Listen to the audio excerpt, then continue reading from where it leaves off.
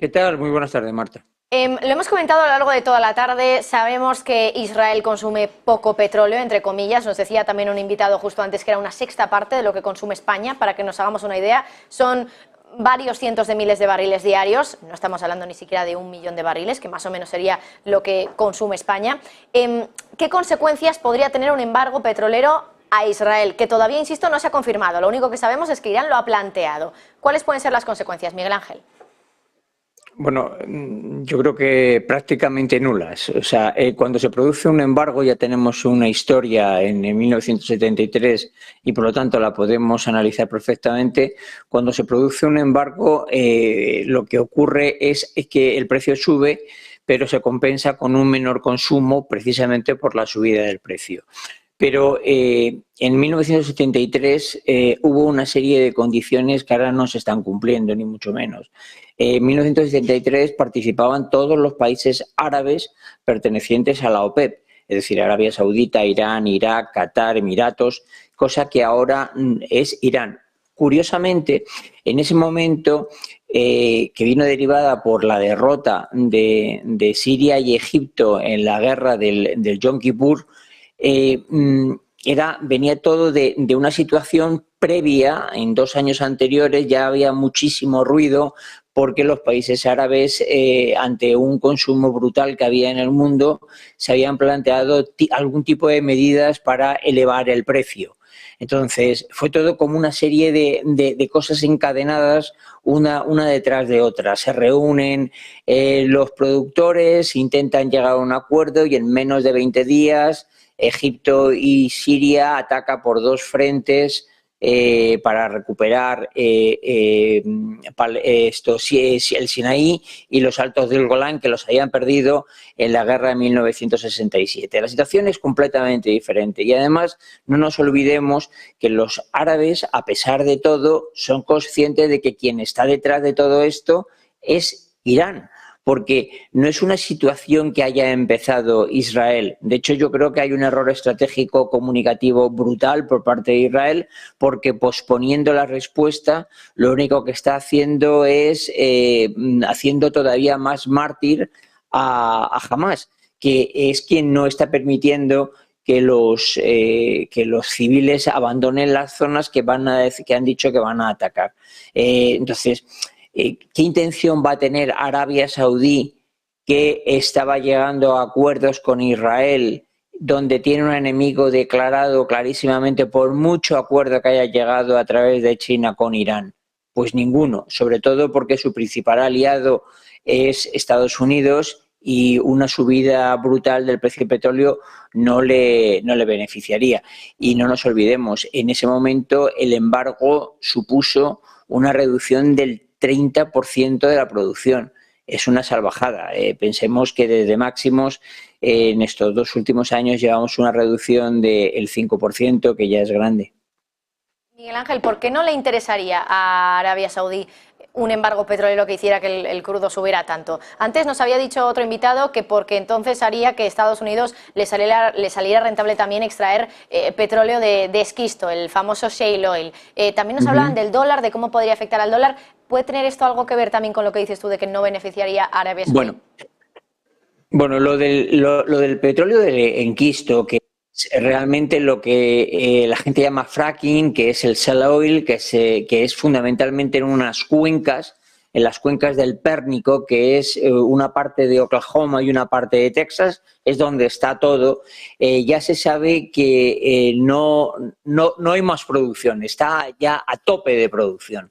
Es decir, no hay nuevas cuencas, por lo menos nuevas cuencas conocidas en Estados Unidos para extraer más petróleo. Ya ha tocado techo, se sabe, y salvo que ocurra alguna cosa por ahí que se descubra, no está previsto.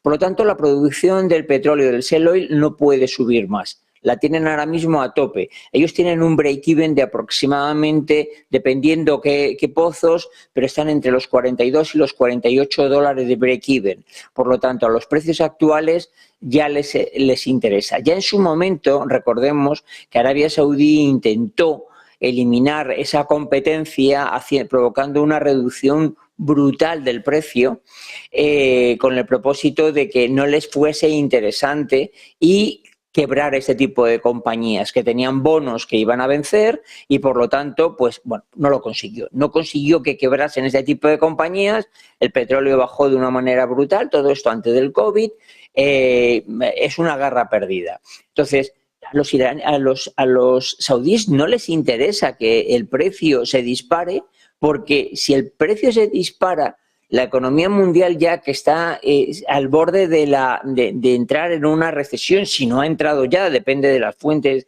que quieras ver, eso provocaría que tú ante una reducción te encontrases con una reducción también de ingresos muy sustancial. Y dices, no, lo compensaría con la subida. Sí, pero esto es como cuando hablamos de que los impuestos llega un momento donde los subes tanto que no te compensa porque es más interesante porque la gente pierde poder adquisitivo. Pues aquí igual. Arabia lo que quiere es un barril en el entorno de los $80. Ellos tienen un break-even bastante bajo. Con esa cantidad de dinero ganan más que suficiente y mantienen, digamos, a sus clientes. A Arabia no le interesa bajo ningún concepto embargos ni cosas raras que además puedan perjudicar a su principal aliado, que es quien le está suministrando armas, que es Estados Unidos. Cambiando de tema, porque yo creo que más o menos todas las preguntas que tenía las has respondido. Quería preguntarte también por los bonos, que sé que también lo dominas. Los bonos, hoy sigue saliendo dinero, a pesar de que hay incertidumbre y la lógica nos dice que entonces tendríamos que entrar, o los inversores tendrían que entrar en activos refugio como los bonos de Estados Unidos, por ejemplo. Pues no, está saliendo el dinero, vuelven a aumentar esas rentabilidades y el bono a 30 años ya por encima del 5%, el bono a 10 en el 4,9%, niveles no vistos desde 2007. ¿Qué está pasando en los bonos, Miguel Ángel? Bueno, hay una cosa que le llama la Reserva Federal y los inversores le llaman el número mágico. Es curioso, hoy en el Wall Street Journal, todo aquel que lo quiera ver, es un artículo de lo más llamativo. Pero bueno, yendo a la parte más sencilla de la historia. El inversor, cuando tiene que posicionarse en activos de protección, no se compra billetes. Dice, yo quiero posicionarme en una moneda que me quite presión, el dólar. ¿De acuerdo? Bueno, pues si me presiono en dólar, lo que hago es comprar bonos.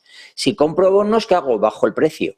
Los abarato, por así, mejor dicho, los encarezco. Hago que sea más fácil comprarlo. Pero claro, hay otro tipo de activos. El comprador antiguo ya no está. Se encuentra con que en una determinada posición se puede perjudicar a la economía americana y entonces lo contrarresta. Y entonces te encuentras en que en esa ley de la oferta y la demanda, el bono se te abarata o se encarece para el país. Es que aquí lo de abaratamiento y encarecimiento a mucha gente le puede resultar complicado de entender, ¿no? Pero lo que está ocurriendo al fin y a la postre es que lo que podía ser un activo refugio no lo es tanto. Y como no lo es tanto, hay que pagar menos por él, es decir, te da mayor rentabilidad, que es lo que está pasando ahora mismo. Bueno, pues queda claro, Miguel Ángel Temprano, experto en geopolítica, pero también en otros muchos asuntos, como por ejemplo el mercado de renta fija o el mercado en general. Gracias, Miguel Ángel, un día más. Nada, un abrazo, hasta luego. Bueno, seguimos